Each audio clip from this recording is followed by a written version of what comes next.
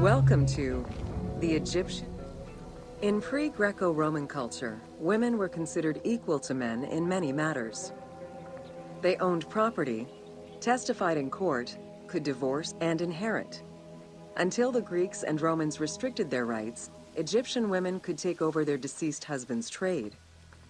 Marriage contracts included mentions of allowances and items of value brought to the marriage by the woman, which would forever belong to her.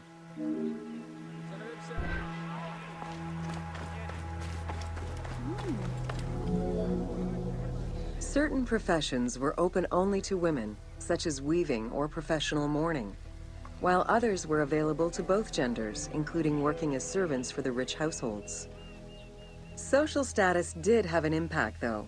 The higher in status, the easier it was to obtain education and access different professions.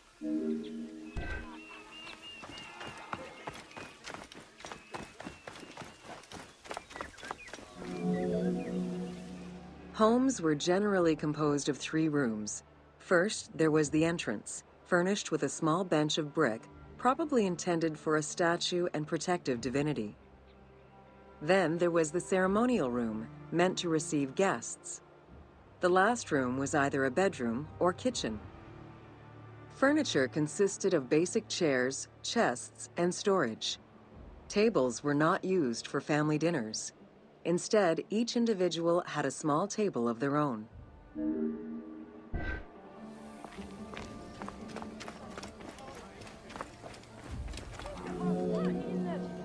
Marriages were a social contract rather than a religious construct. Family was vitally important to ancient Egyptians, and children were considered a blessing from the gods. The father, mother, and their children were the nucleus of the family, and cohabitation sometimes extended to mothers-in-law, sisters, aunts, and sisters-in-law.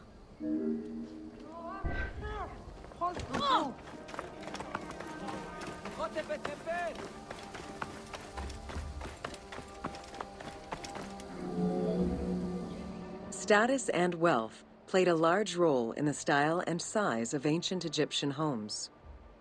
Commoners' houses were built with sun-baked mud bricks. Wealthier homes were often painted in white and decorated with various motifs.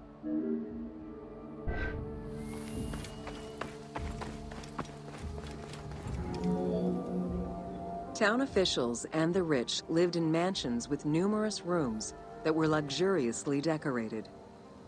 Only temples and tombs meant to last for all eternity were built with stone.